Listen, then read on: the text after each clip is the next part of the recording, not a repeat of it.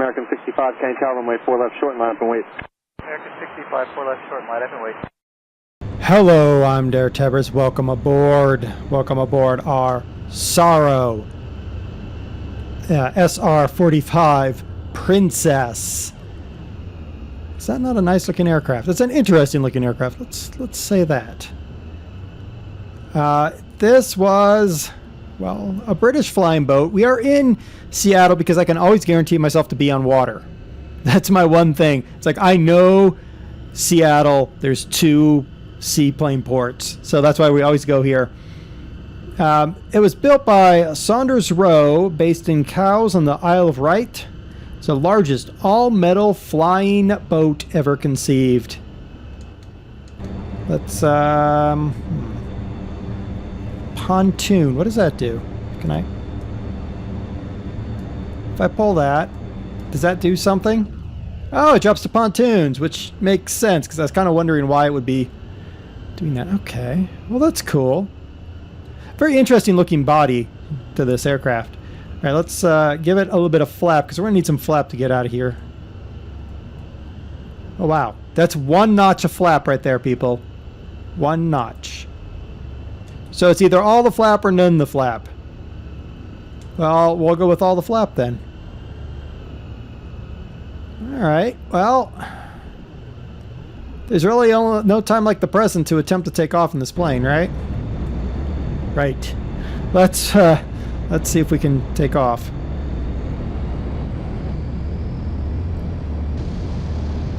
There we go. I heard something that sounded like powerful engines.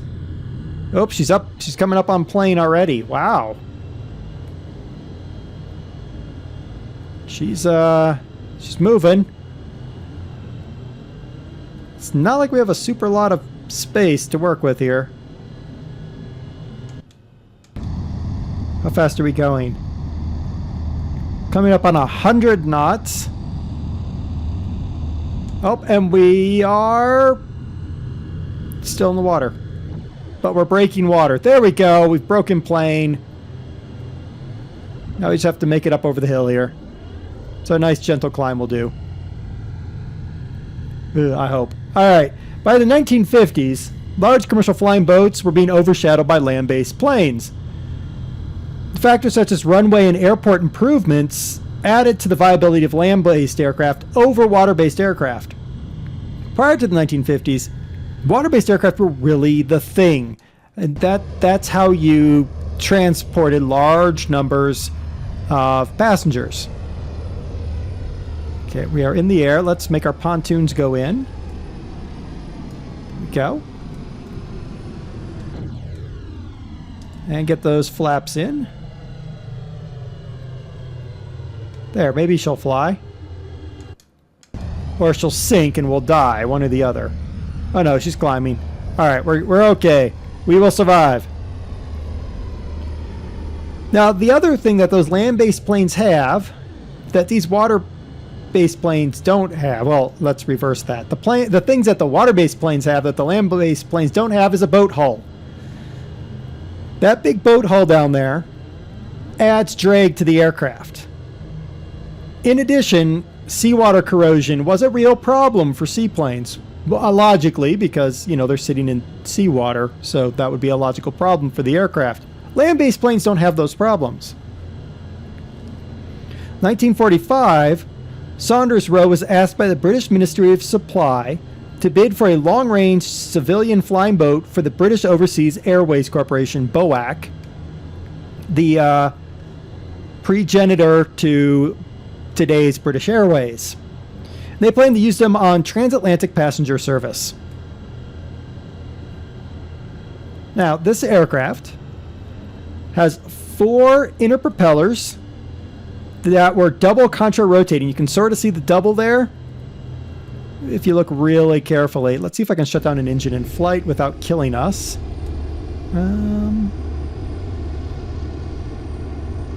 One would presume I need more than just thrust reverse. Hey, do I have fuel back there, guys? No? Ah. Well, what I think I need to show you the contra-rotating, I will show you when we land this aircraft, which we're going to land the aircraft here in Puget Sound. Now they were driven, those inner engines are driven by twin Proteus, a twin version of the Proteus, the Bristol coupled Proteus. And each engine drove one of the propellers. So there was two engines coupled together and they each drove a propeller. The two outer engines were single propeller, single engine. Now this rounded body that we have here, so it's kind of this weird shape. See how it's got like twin bubbles? That is a double bubble pressurized fuselage. Contained two passenger decks with room for 105 passengers in great comfort. I mean, we're talking all the goodies you don't get on a plane today.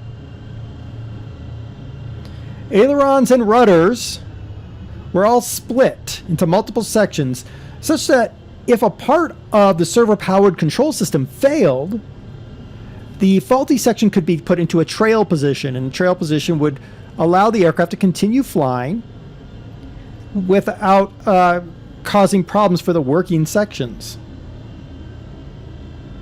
The planed bottom hull, which we have down here, has a step in it. You can see this step that minimized drag in the air. 1951 came and BOAC decided they really didn't need a plane like this. That's kind of sad in a way, because a plane like this, well, you don't see them very often. I don't see them any, really. Kind of a sad thing, but at the time, again, land-based planes were coming into their own, and they were really the way to go. So the planes were put into storage. Saunders-Roe hoped that they'd be able to sell them to somebody, and they did market them extensively. 1964, Ian Mecke, on behalf of Aero Space Lines, planned to purchase these aircraft to use them as heavy-duty freight aircraft for transporting Saturn V rocket components for NASA. Would that not have been awesome? However, a problem was discovered pretty quickly after he bought it. The contract for maintenance and inspection of the stored aircraft, well, Saunders-Roe allowed it to expire. When they unwrapped the cocooning around the aircraft, they were deteriorated to the point where they were useless. And in 1967, all three of the Princess aircraft were broken up for scrap. Very sad ending too. What is an amazing looking aircraft. I love landing seaplanes. It's so easy. You just land them. You don't worry about runways, none of that stuff. All right, let's shut down the engines. I hit the button to shut down the engines. Now shut down.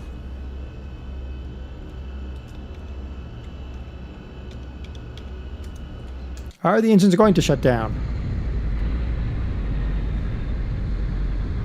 Oh, it does sound like they're shutting down. Maybe. All right, let's see what opens when I hit the open button. Exit is opening. Exit open. Nothing. Okay. Well, we can close the exit then. Now, while we wait for those engines to maybe spool down, let's go shift 1. Cool. Shift 2. That's it. So shift 1 is a black bar. That would be the main panel. Everything else is done in virtual cockpit. So we have whatever this is. Flaps. Okay. Cool. We have our engine. We have our trim. We have our pitch. And up here we have a classic radio. And our buttons for our lights. And that's really it. There we go. There you can see the contra-rotating props as they sit there.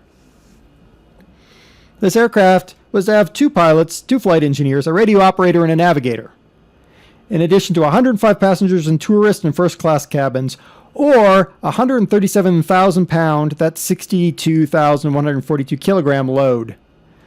Those 8 coupled Proteus, Bristol coupled Proteus engines were turbocharged. They produced 2,500 horsepower. The outboard Bristol Proteus also produced 2,500 horsepower. They just weren't coupled.